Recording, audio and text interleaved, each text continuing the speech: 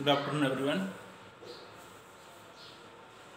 Today we are going to start the next topic, angle of fraction.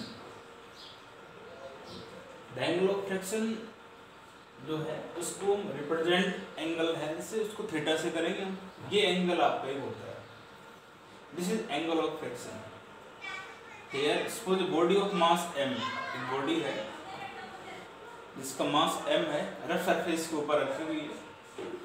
सीधी सी बात है, इस body को इसको बैलेंस करने के लिए ऊपरी तरफ लगेगा नॉर्मल रिएक्शन, नीचे क्या लगेगा इस बॉडी का weight. P be the applied force. जैसे ही बॉडी के ऊपर हम फोर्स अप्लाई करेंगे, जिधर बॉडी आपकी मूव कर रही है उसके अपोजिट साइड में फोर्स एक्ट होगा.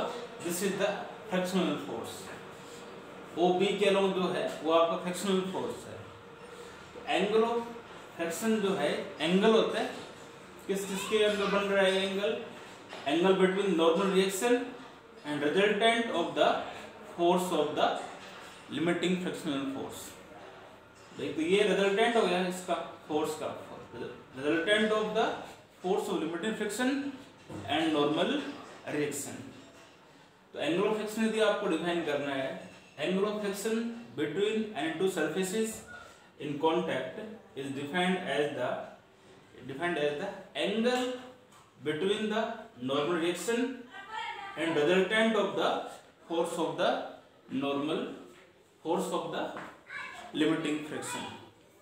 इसको आप डिफाइन कर सकते हो. Angle of fraction between any two surfaces in contact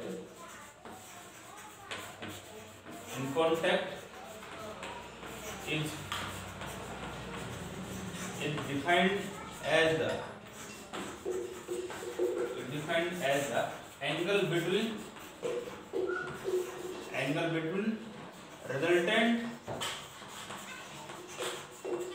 resultant of force of limiting friction and normal reaction.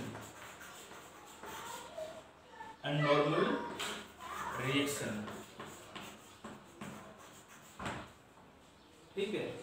Angle किस चीज में बनता है? Force of limiting friction and normal reaction. In figure mg be the weight of the body and r be the normal reaction. r यहाँ पे आपका है normal reaction.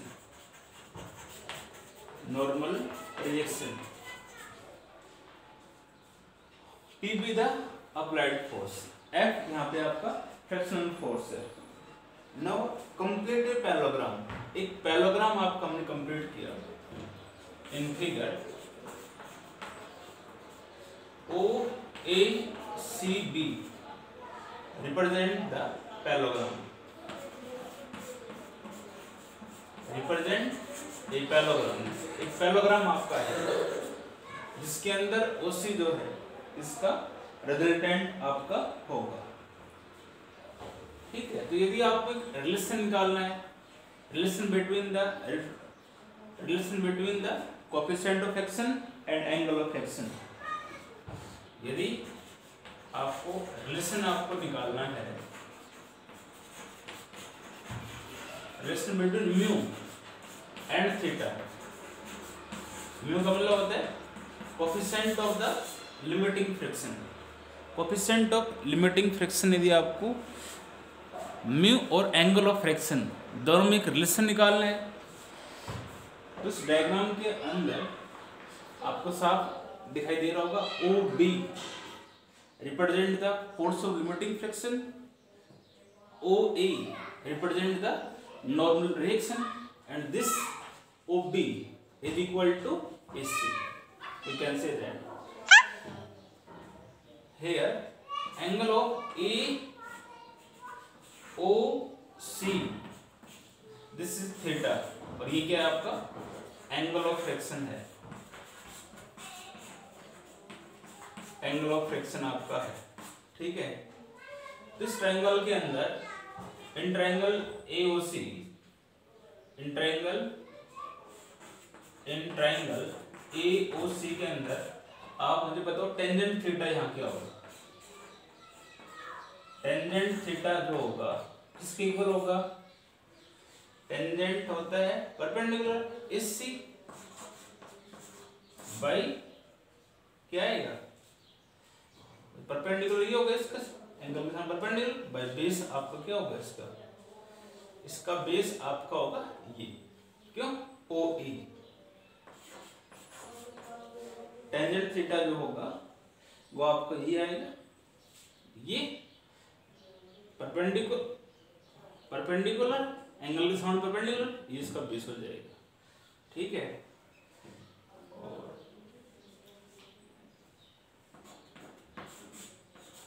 इससी किसके बराबर है? F के बराबर है। OA नॉर्मल रिएक्शन, ठीक है। इधर कह रहा हूं according to first law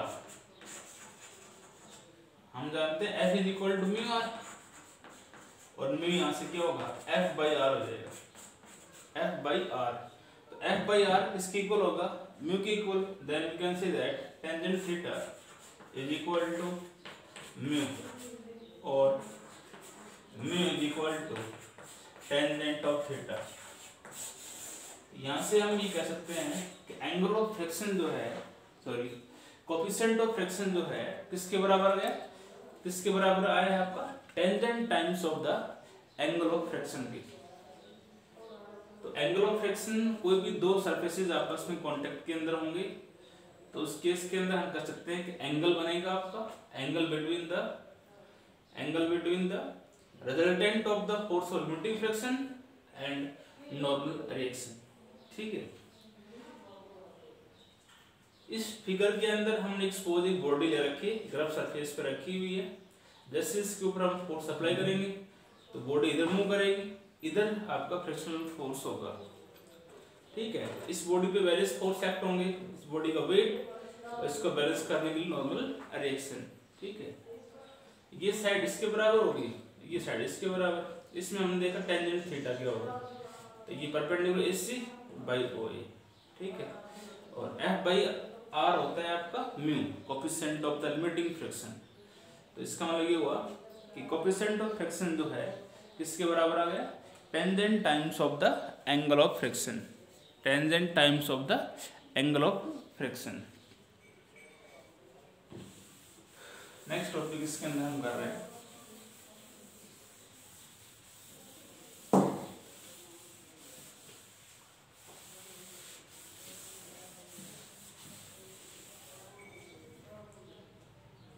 next इसके अंदर हम करेंगे आपका एंगल ऑफ रिपोज और angle of sliding. Angle of repose और angle of sliding.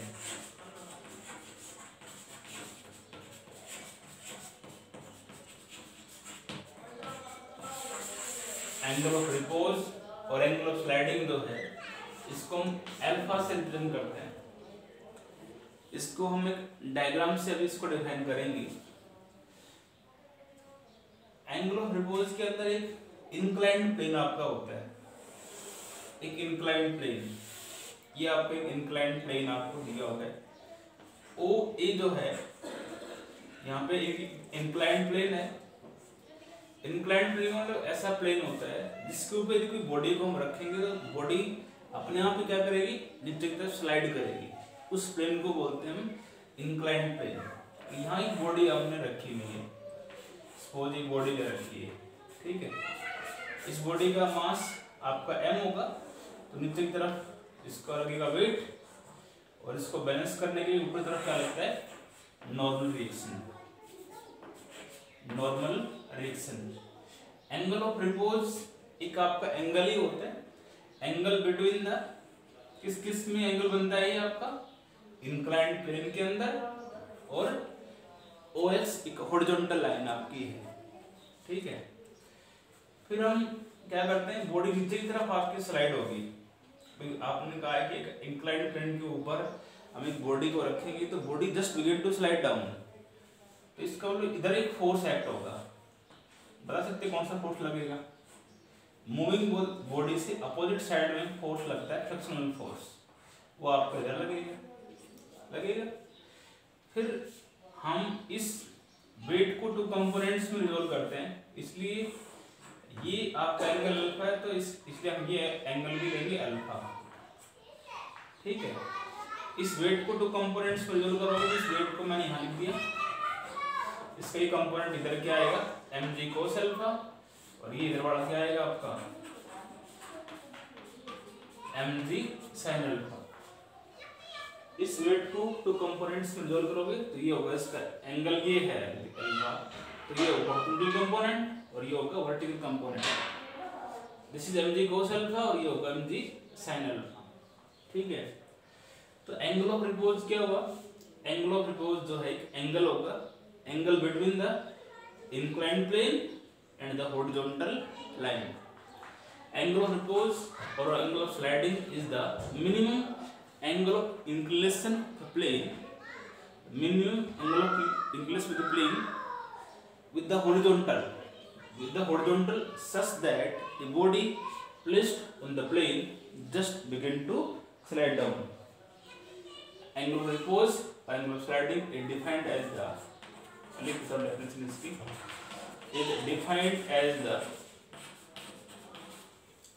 minimum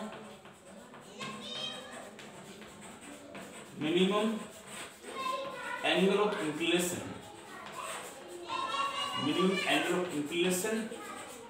of a plane with the horizontal such that a body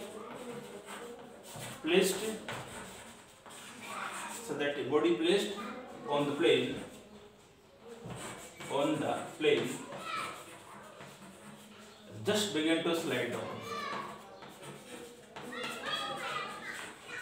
just begin to slide down,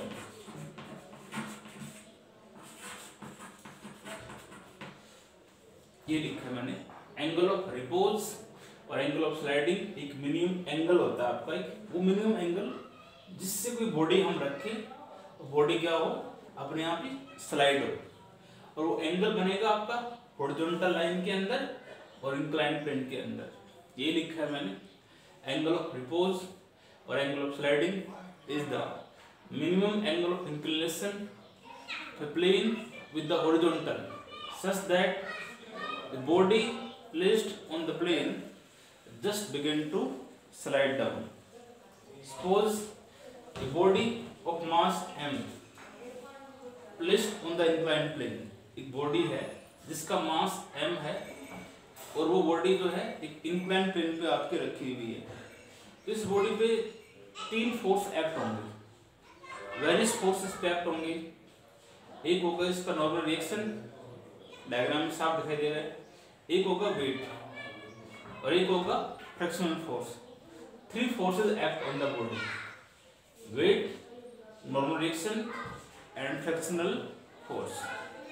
ठीक है, vertically body आपकी मूव नहीं कर रही तो आप कह सकते हो in equilibrium position vertically net force आपका 0 होगा।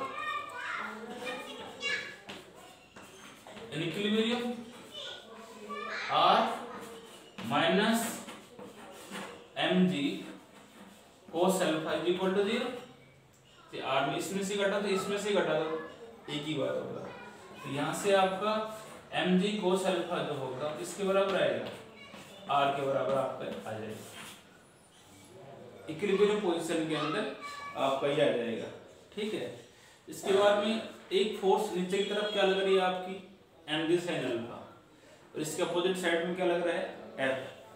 तो उस केस में हम ये कह सकते हैं वर्टिकली बॉडी आपकी मूव नहीं, हम नहीं कहा भाई इसमें एक्सेशन डेवलप हो रहा है, तो नेट फोर्स इस केस में आपका 0 आएगा। इस केस के अंदर भी आप कह सकते हो mg sin alpha mg sin alpha minus of f is equal to 0, then mg sin alpha is equal to f। Equation second आ गई भाई। वर्टिकली बात करते हैं ऐसे, एक फोर्स आर, इधर ही नेट फोर्स आपका 0 होगा, क्लियर की बात हो रही है।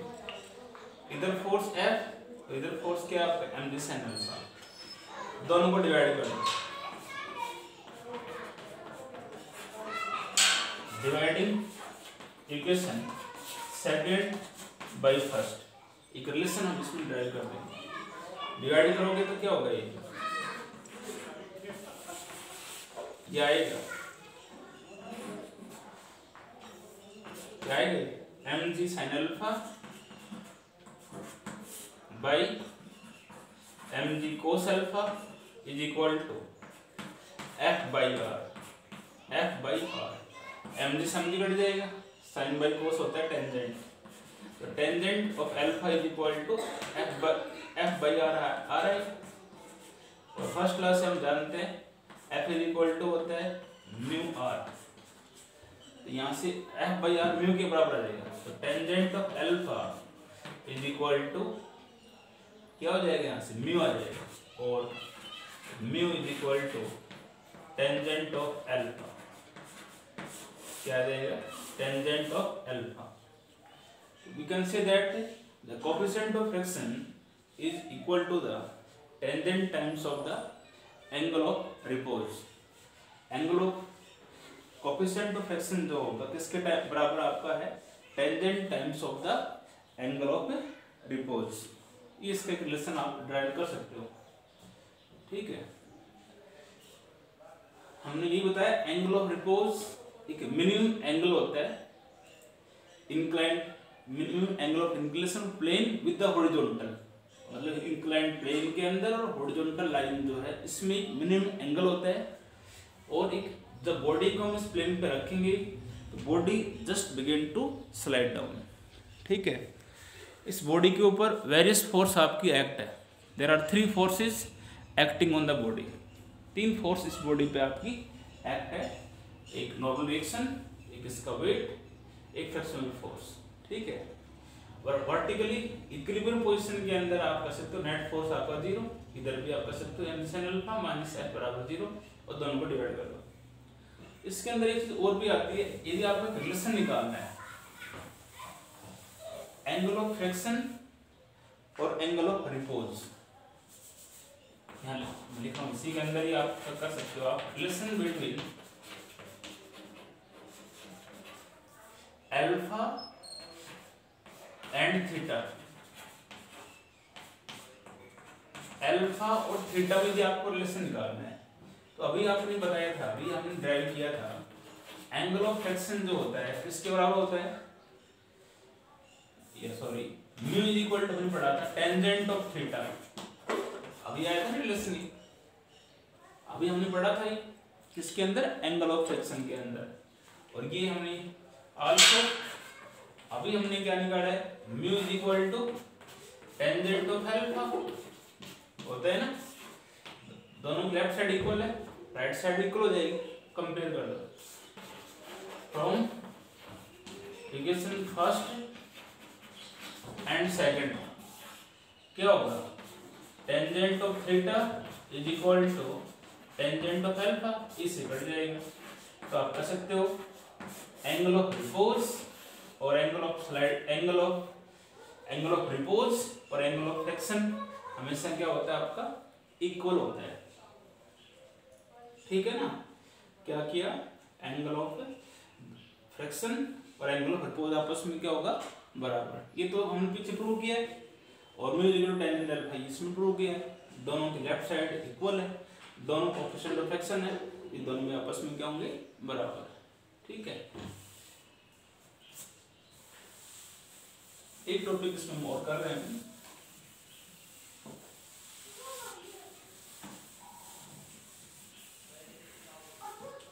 नेक्स्ट इसके अंदर गिवन है acceleration body,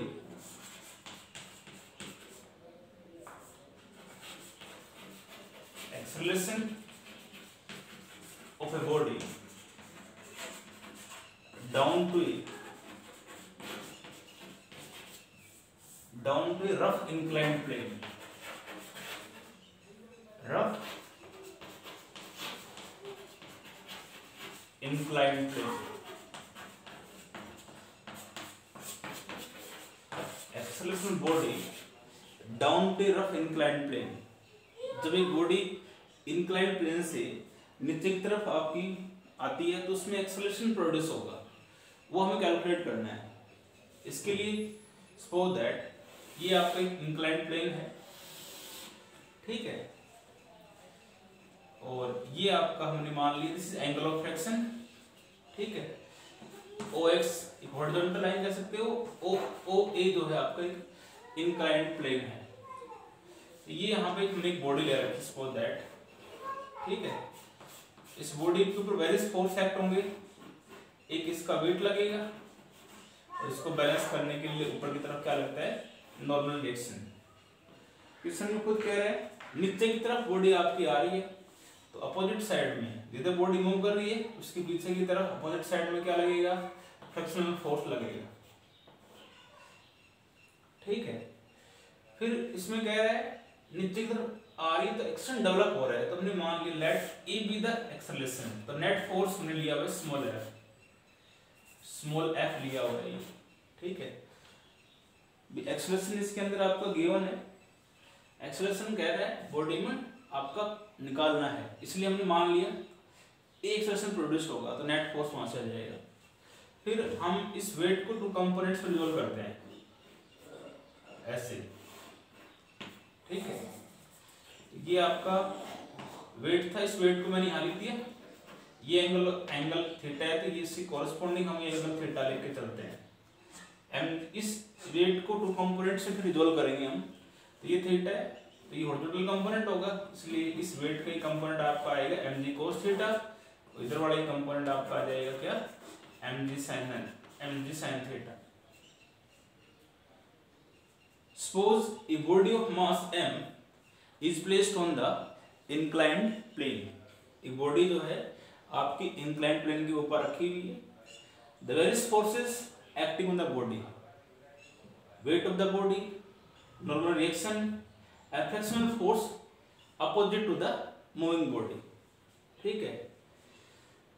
Now the weight mg can be resolved into two components, mg cos theta opposite to r and mg sin theta opposite to f. In equilibrium position,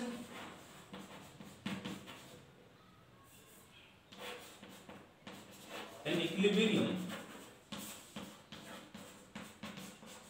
position vertically body move नहीं कर रही तो उसकी बात हो रही है, तो हम कह सकते हैं r minus mg cos theta is equal to 0, net force 0 तो 0 हो जाएगा। तो यहाँ से r की वैल्यू जो आएगी किसके इक्वल आएगी आपकी mg cos थीटा, और जब बॉडी नीचे की तरफ आ रही है तो उसके समय मान लिया late a be the acceleration produced in the body, acceleration produced in the body, acceleration E produce हो रहा है बॉडी के अंदर, तो नेट फोर्स क्या होगा, नीचे की तरफ नेट फोर्स क्या है F बराबर, नीचे की तरफ बॉडी आ रही है तो नीचे फोर्स क्या है इधर mg sin थीटा, तो ये होगा mg sin थीटा, और इधर फोर्स क्या है इसके अपोजिट साइड में F, तो माइनस F आएगा, डायरेक्शन दोनों के अपोजिट है ना, इसलिए जिधर बॉडी मूव कर रही है उधर फोर्स क्या है उसमें से अपोजिट वाला घटा दो, और एक्सेलरेशन ए कह रहा है तो net force F is equal to क्या होगा ma, तो ये आ जाएगा mg sin थीटा, और first class F is equal to क्या हो जाएगा mu r, F is equal to होता है mu r, coefficient of the law of limiting friction से हमने लिखा है। फर्स्ट इक्वेशन से r को यहां पुट कर दो, from equation first ma is equal to mg sin theta minus mu r किसके बराबर है mg cos थीटा, r किसके इक्वल है mg cos थीटा, कॉमन ले लो इसमें से आप ma एज इट इज, और राइट साइड में कॉमन आपका mg आ जाएगा, तो इधर आएगा आपका sine theta minus mu cos theta, m से m कट जाएगा, a जो होगा वो बराबर आएगा g sign theta minus mu cos theta. This is the acceleration produced in the body when the body is moving down to a inclined plane। अब यहाँ से आप ये कह सकते हो एक्सेलरेशन जो आपका आ रहा है उसमें g में से कुछ घट रहा है, इसका मतलब एक्सेलरेशन ड्यू टू ग्रेविटी जो है, सॉरी एक्सेलरेशन जो प्रोड्यूस हो रहा है वो हमेशा ग्रेविटी से क्या होगा आपका कम होगा। क्या होगा यहाँ से एक्सेलरेशन जो बॉडी में प्रोड्यूस हो रहा है वो हमेशा ग्रेविटी से क्या होगा यहाँ से कम होगा, क्योंकि ए की जो वैल्यू है वो क्या है जी साइन थीटा माइनस जी में से कुछ आपका घट रहा है, इसका मतलब कम हो रहा है ना, और जी आपका जी होता है इसका मतलब। तो ग्रेविटी एक्सेलरेशन जो प्रोड्यूस होगा वो हमेशा इंक्लाइंड प्लेन के ऊपर एक्सेलरेशन ड्यू टू ग्रेविटी से कम होता है। ठीक है, वेरियस फोर्स बॉडी पे आप एक्ट होंगे, वेट आर और इधर frictional force.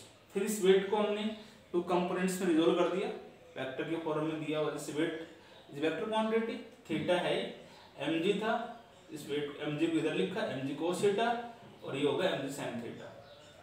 Vertically body move नहीं कर रही तो r minus mg cos theta is equal to 0, और हमने ये मान लिया जब बॉडी नीचे की तरफ आती है तो इसके अंदर एक्सेलरेशन जो है वो a प्रोड्यूस हो रहा है, तो नेट फोर्स ये आएगा F is equal to m F, और ये F is the coefficient of the, this is the force of limiting friction, F is equal to mu r is equal to mg cos theta.